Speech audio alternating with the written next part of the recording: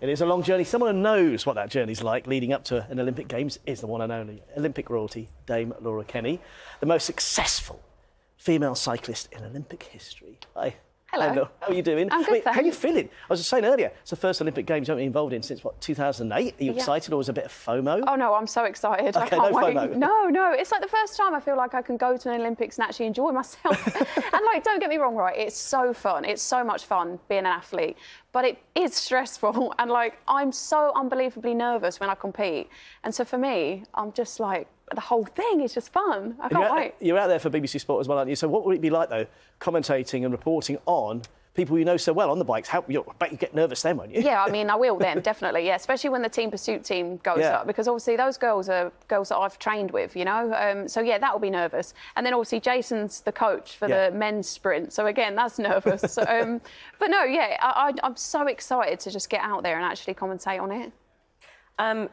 We've got to talk. We know that Tom Daley and Helen Glover are flag bearers. Yeah. You were for the closing ceremony in Tokyo. Yes. Was the flag heavy? Yeah, it's heavy, yeah. But you get a little, like, belt thing that you hook it into, so it's actually not that bad. The weirdest thing in Tokyo was obviously I hadn't got used to... Because we were out of Tokyo's lockdown, we were 2 hours out, that's where the velodrome was. We actually had a crowd because we weren't in a tight lockdown situation. And then we went back for the closing ceremony and I walked out and I was like, oh, there's no one here. Like, it was, like, completely eerie. It was really weird, like a ginormous stadium with no one in. On this occasion, of course, tonight, Yeah. they won't be walking because they're on boats, aren't they? They're on the river, so it'll be quite a different dynamic because we're used to that procession, aren't we? But it'll be on the boats. Yeah, definitely, yeah. I mean, I'm excited to see it. Like, I can't picture how... Normally, when you see an opening ceremony, it's quite contained, isn't it? Yeah. Like, and I can't picture how it's gonna pan out. Laura, talk to us about the Olympic Village, because you've been to the Olympics, haven't you? Yeah, so oh, you've yeah. spent a bit of time there.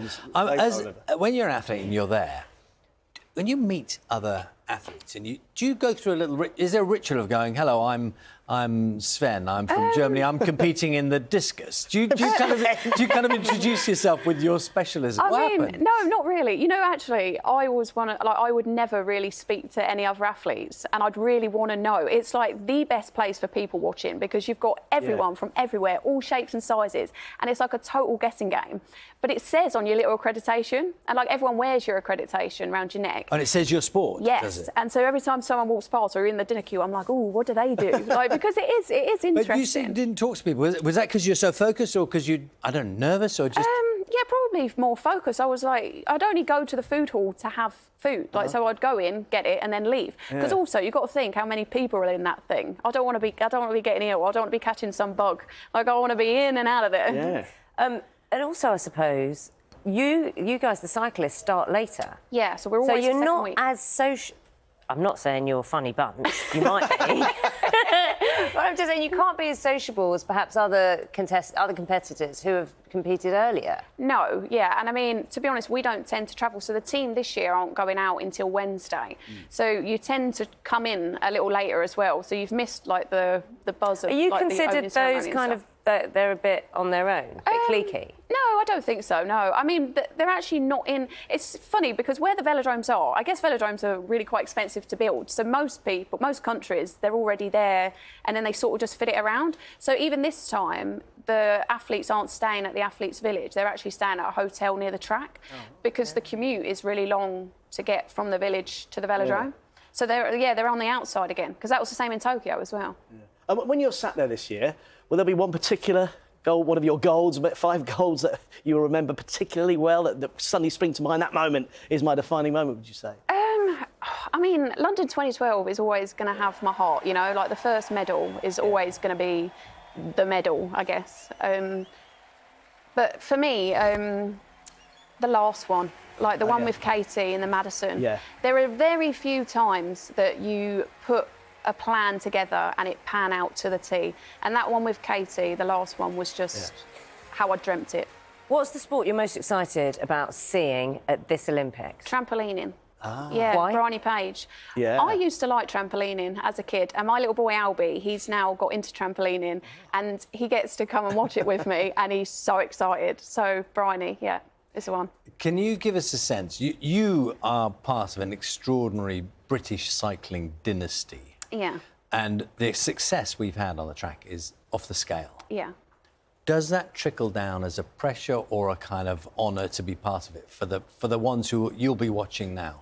Oh, I mean, I think being part of British cycling has always been an honour, and I think it will be for as long as it's there for. You know what I mean? I think what they did, like what under Dave B's, mentality and the way he came in and changed it all in 2008, I watched that myself as a kid and just thought, this is unbelievable. And funny at the time, because my dad said, anyone that then comes past that, you've got a lot of pressure. But it never felt like that. It just felt like, we were there competing. And it was a complete game changer, wasn't it? Because you were told at school by a careers advisor that cycling wasn't a proper job. Yeah, it was, it was the first meeting I had going into sixth form. And, they say, what do you want to be? And, I mean, I was just like, well, I feel like I already am a professional athlete. Yeah. But, they said it's not a proper job. And I remember being like, oh, OK, I'll say vet, but I'm not very good, but, yeah. Any contact since with the careers advisor? No, I mean, my school were brilliant, bar that conversation, but no contact since. We won't ask you to name and shame them.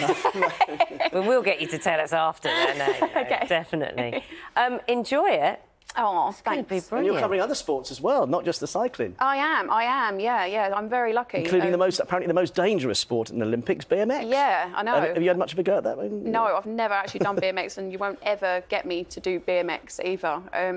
But yeah, I mean... Why not? Because it's dangerous. We just said it's one of the most dangerous statistically, sports. Exactly. Yeah, it's very, very hard on the knees, because I tried it once. Oh, really? Once. Well, if Charlie can't do it, funny? if Charlie can't do it... Why is everyone laughing about that? Whereas the new sport, breakdancing... Yeah. See, you could do... Well, you're only good at dancing, maybe you could do breakdancing. Well, no, I wasn't any good at any of these things, but what I would ask is, do you cycle for leisure now? No, not at the minute. At all? No. Well, it's just... When was the last time you were on a bike? Busy at the minute. Probably like 6 weeks after I announced my retirement. I did actually go for a bike ride, but since then, very little. No. Just don't do that. I just haven't got time. To the shops? No, that's fair enough. You haven't got time. Yeah, I would ride it to the shops. Yeah, but no, I haven't had time. So you do cycle to the shops? Yeah. We'll see you cycling. That's what I mean. As you'll in see me riding around cycling. Paris. I'll be riding in and out. So yeah, wow. with a little you wait, shopping someone will spot you, and they'll be at the lights. There we go. Come on, let's see what you've got. Oh yeah, hopefully. Yeah, you never know. Yeah. That would be so funny if you took someone on. Can you imagine? It'd be like there's the supercar. Seriously, there's the old banger. Could you still? If you got on a bike now... Yeah. Oh, I'd be absolutely Could you do the numbers? Could you do that? Could you... It's only No, March, I don't think so. retired, I know. It's just the commitment that it takes. Yeah. If I had full commitment, possibly, but it's a long way back, and I would be a long way off. We don't know any of the pain, do we, that you No, go through? it's hard. Yeah, it's hard, definitely. Well, you don't need to do it anymore. You've done it, and you're brilliant. So it's all good, and now you get to enjoy watching it and commentating. Have any of you going out there? No. We have a whole team out there. Glued to the coverage. Whole team. We get to stay here. That's a shame. Yeah. I mean, if anyone else is thinking about going over, I highly recommend. It's the closest, isn't it? This one. It is, yeah, because Rio was a long way away. Yeah, to a home Olympics. Yeah. So for me, I think and I mean also one of Team GB's sponsors, NatWest, have actually done some research into a home crowd for their travel credit card and how much benefit you actually get, and it's a 5% extra benefit that you get from a home crowd, chances of winning a medal. Well, you know all so about if there's that. anyone go out and support them. to help Team GB, please do, please. Laura, lovely talking to you. Thank you so thanks much. for having me. Enjoy it.